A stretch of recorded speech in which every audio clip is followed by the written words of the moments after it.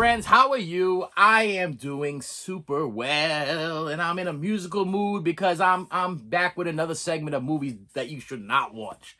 Movies that you should avoid like the plague. Listen, avoid them like fleas on rats, okay? Avoid them like mebies on fleas on rats. Just avoid these movies because they're gonna either mess you up or you're gonna look back at yourself.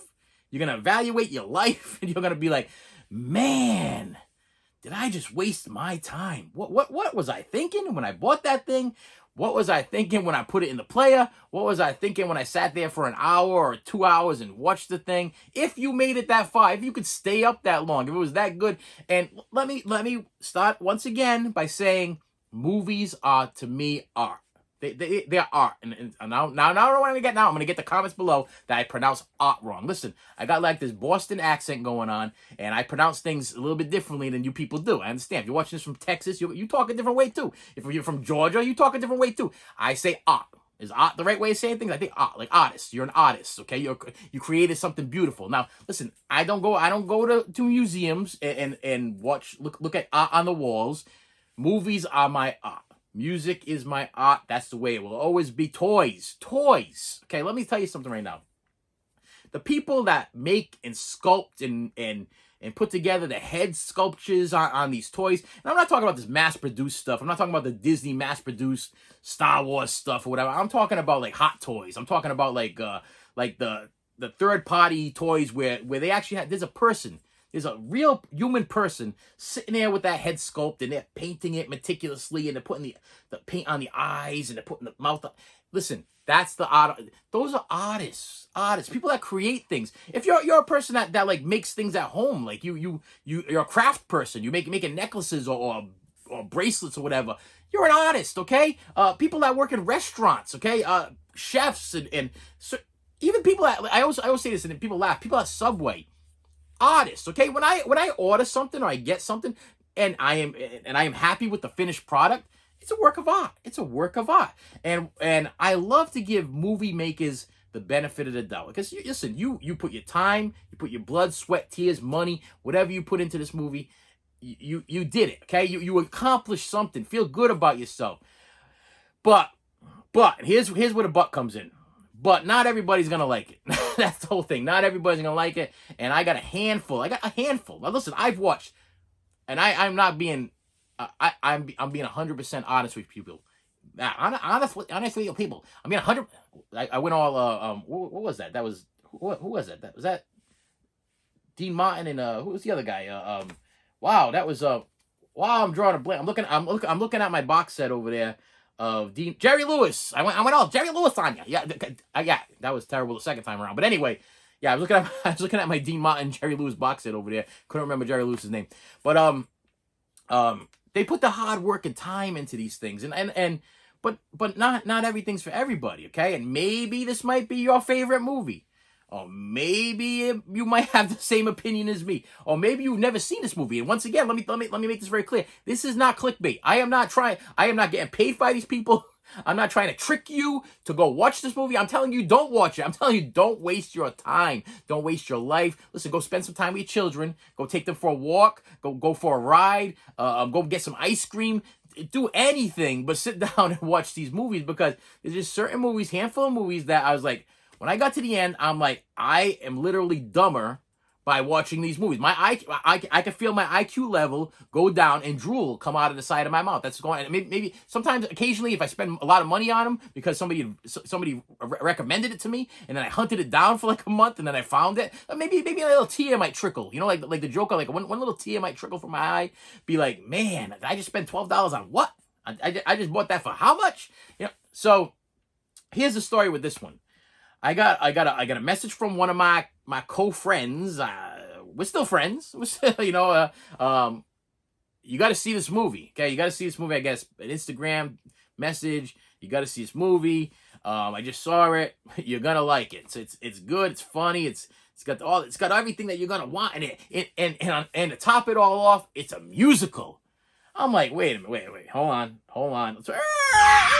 Put the brakes on here. So it's like a Grease. No. This is better than Grease.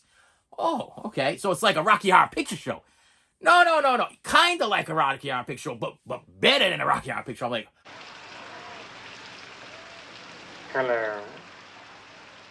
wait a minute. Now everybody that watches this channel knows that Rocky Horror Picture Show, hands down, is my absolute favorite musical. Then it goes like Grease 2 and Little Shop of Horrors and Grease 1, and everybody that watches this channel knows. And I don't count like the Doors movie as a musical. I don't count like 8 Mile or what's that other the Elton John movie there, or the Freddie Mercury movie there, Bohemian Rhapsody as a musical, because there's acting in it. Okay, it's not just straight up musical. They're just singing everything. Okay, this is a musical. You're gonna love it. That's what this guy said.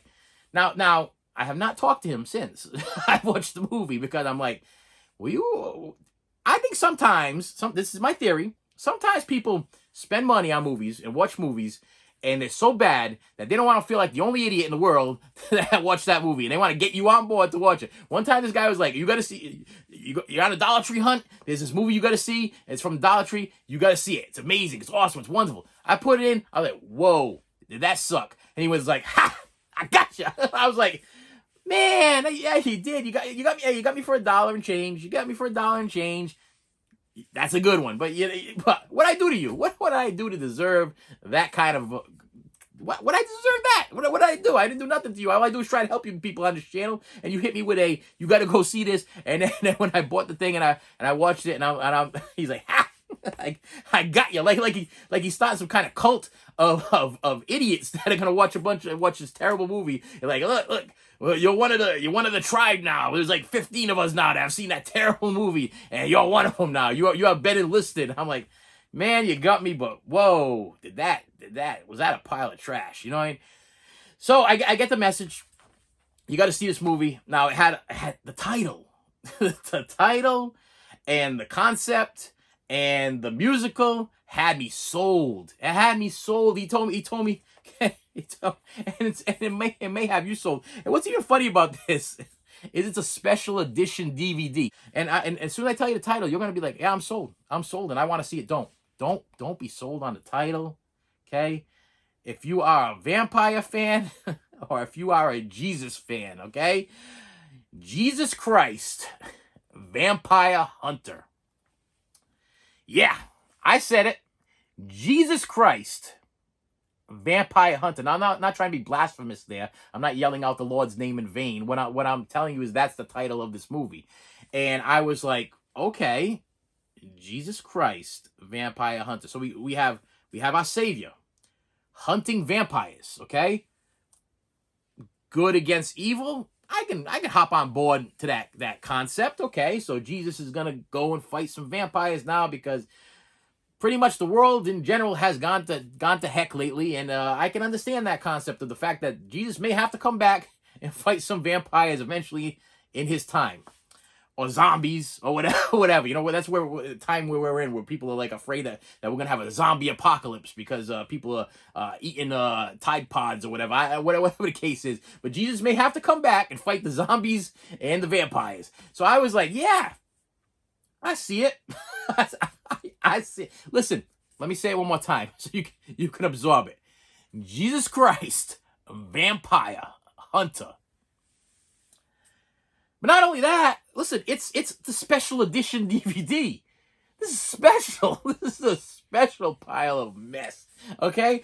And I am a Trauma fan. I am a Full Moon fan. I am a fan of independent films.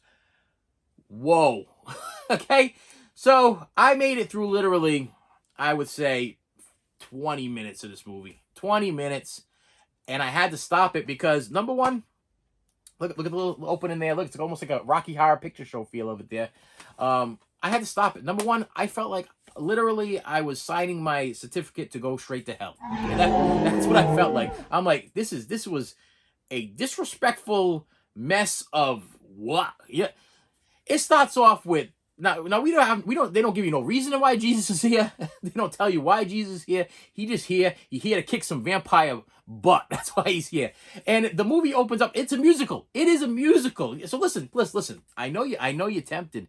I know you're tempted to go find it. I know you're tempted to go buy it. I know me telling you about it it doesn't help things. That's why I don't usually don't mention like other YouTubers that I can't stand or people I can't stand on this channel. But I don't want you to go look for them. I don't want you to give them your views or what, or your likes or your subscriptions or whatever, because I know that they're not here for you. I'm here for you, okay? And I'm here to tell you, save your money. Save your money. Go buy something else. There's something else you can go buy besides Jesus Christ Vampire Hunter. So the movie, let me get as far as I got, the 15 minutes into the film, before I realized that I needed to repent and I needed to go find a church and I need to bathe in some holy water, because I was like, man, I just wasted my time, and time is precious. And now we got some Jesus hunting vampires.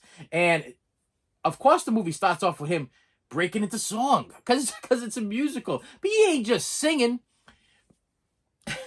Jesus be kicking and staking and dancing. He's putting in he's doing a whole dance number, and he's beating up vampires. And you don't even know why the vampires are here, where they came from, what the reasoning for the vampires were. The vampires are literally, I think this was like filmed in like I want to say, like, it seemed to me like a New York setting, okay, or a Chicago setting, like one of those big city settings. But it could have been somewhere else. I do not know.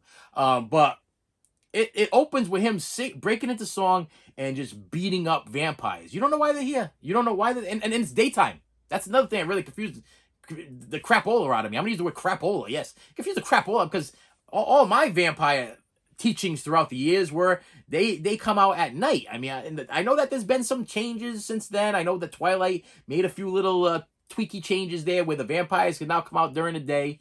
And maybe the vampires in this one needed to wear like some kind of sunblock or something. I don't know what the situation was, but I'm a Fright Night guy, and I'm a strong believer that the vampires sleep during the day and they come out at night. That's what they do. They rest during the day. They're third shift people. If you work the third shift, you're probably working with a vampire. That's my theory on that. I worked third shift for a lot of years. These people were like, number one, they walked around like zombies. They were more like, because they'd be taking care of their families all day and driving and doing errands and paying the bills and everything. And then they would be up all night. So they were like, they literally be falling asleep. So, but in my heart, in my Fright Night fan mode, okay, my original Fright Night with the Roddy McDowell, I was like, the vampires be sleeping during the day. Okay, Jesus, you have no problem with vampires during the day. You should be able to just walk the streets of Chicago, walk the streets of New York, break into song. I'm sure Jesus likes to sing. I had no problem with Jesus singing and dancing. I think Jesus would sing and dance. In my head, I'm picturing Jesus being a singer and a dancer. No problem with that. I'm usually happy when I'm singing and dancing. You're in the shower. You're in the shower. I don't care what's going on in your life. You're in the shower and the acoustics are right and the water's hitting you in the right place. You're breaking into song. Me, I'm an Elton John guy. Yeah, I'd be like, Blue Jean Baby, LA Lady. I'd be breaking into some stuff like that. I'd be like, Daniel is traveling tonight on plane. You know what I mean? I'm like one of that thing. Plane, train, was it? Daniel was traveling somehow. And that's another thing. When you're in the shower, you be messing up all the words, but that don't make a difference, because you in your head, you're by yourself and you feel comfortable, you feel happy. So listen, that's what I picture. Jesus comfortable, he's happy, he's gonna be singing. He's gonna be a singing man. One day, when I meet him, he'll be singing, but he ain't gonna be killing no vampires during the day. And when I put this thing on, I was like, wow, what a mess. And what do I? Special edition DVD. Let's get a little closer again. I'm sure I'm gonna put a picture of it somewhere over here. But I mean, if it cost them $50 to make this movie, I mean, literally, I think they had Jesus wrapped up in a bed sheet, and the guy that played Jesus, he didn't look like no picture of Jesus that I ever seen. You know what I mean? It's like you see those Jesus pictures with eyes are following you and stuff like that, and you listen. I don't know what was going on here. Okay, this was like Twilight met The Last Temptation of Christ met The Passion. I don't know. And throw in like Grease, Rocky Horror Picture Show. Actually, I wouldn't even throw. I ain't even gonna insult those movies. It wasn't like any of that stuff. It was just a big old mess, and you need to avoid it. Like I don't herpes. Okay, let me throw it out. Listen, there's some diseases you don't want to get, and there's some movies you don't want to get. And here's one of them. You don't want to get it. You don't want to watch it. you'd be wasting your life. You'd be wasting your time. Go do something else. Go take your kids to the park or something like that. And with that said, my friends, listen, I'm here for you. Okay, this is not. I'm not trying to sell nothing. I'm trying to help you to not make the mistakes that I made. I tell my kids all the time. Listen, I was put here to make a lot of mistakes in my life to help you to learn not to make the same mistakes I do or did. Okay, let's make that very clear. Do or did. Can I still make mistakes? Yeah. And that's why I'm here. So I'm here for you. You guys are my friends. I appreciate you, and I don't want you to make the same mistakes I made. I'm looking out for your best interest. Don't waste your time on some of this stuff because, I mean, and once again, you're allowed to have your own opinion. Let me throw it out at you. I'd love to throw it out because I don't want you to look at me like, who are you to tell me not to what to watch and what not to watch? What makes you the king of all media? I'm like, listen, I've watched thousands and thousands of movies in my time, okay? I've countless hours of movie watching. I don't consider myself even close to being knowing everything. Matter of fact, I know very little about a lot of different things. But when it comes to movies and music and toys, when I was in high school, this was a quote from my high school teacher, and I love to use high school teacher quotes. I was terrible in math. I was terrible in, I think it was English or whatever. So I was failing a lot of stuff. But math in particular, I was terrible. But this guy would come up to me and ask me about a movie, a song. I'm talking like older songs. Like I'm a little guy. I'm like 8 years old, 9 years old, 10 years old, 11 years old. What grade was I in? I was like 6th grade, probably 12. Whatever the case is, I'm a little guy. And he would ask me about Led Zeppelin, or he'd ask me about the Beatles, or he'd ask me about the Rolling Stones. And I could answer all these questions. And he'd look at me like, listen, my friend, this was what he used to call me. You are a fountain of useless knowledge. That's what he would say to me. He goes, you can't do no math, but you could tell me what song was on the Beatles' White Album or what track what it was. I mean, like I'm really good at that stuff. Like I can tell you which album or which track listing it was or whatever without looking at it back in the day. My mind's starting to go nowadays, but if my teacher was to say, third song on Presents, Led Zeppelin Presents, I'd be like, okay. You know, I'm not saying it now because I can't remember. I can't remember what the third song on Presents is right now off the top of my head because I'm starting to get older and I think the mind is starting to go a little bit. But listen, you're my friends. I respect you. I respect the collector in you. I respect the fact that you guys love movies. And there's just some movies that don't waste your time. Don't waste your time. Don't waste your money. Go buy your kids an ice cream cone. Go take the kids to the local bumper cars or where. Bumper cars, where'd that come from? When are you gonna go take your kids to a local bumper car? I don't know, like a Get Air or something. Take them to a place so they can go jump on a trampoline or whatever before you go spend like $13, $15, $20 sometimes. I don't even know what I pay for this thing. It's got special features too. Audio commentary, 40-minute interviews with the cast and crew. Like they had anything better to do but sit there for 40 minutes. Even that makes big stars on Blu-rays and DVDs and stuff like that. When you get a stuff like that, when have you ever seen a 40-minute interview with the cast and crew? You get like maybe a 12-minute or 10-minute interview with the cast. Clearly, the cast and crew, after they were done making this movie, had a lot of time on their hands. And then you get on top of that, you get 30 minutes of outtakes and deleted scenes.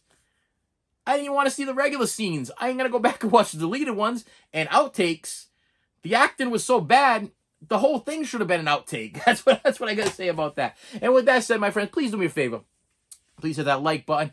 Please hit that subscribe button. And I normally don't ask this, but hit the bell so you can be notified when I post. Because I've been posting a lot more, a lot frequently, and a lot different times lately. Because I've had a lot more time on my hands. And right now, this channel is my number one.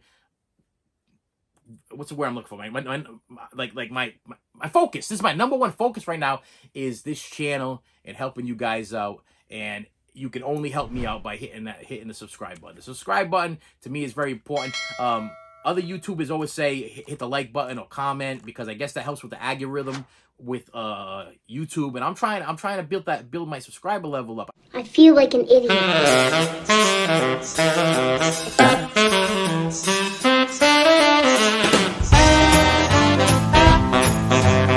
With that said, my friends, I will see you later.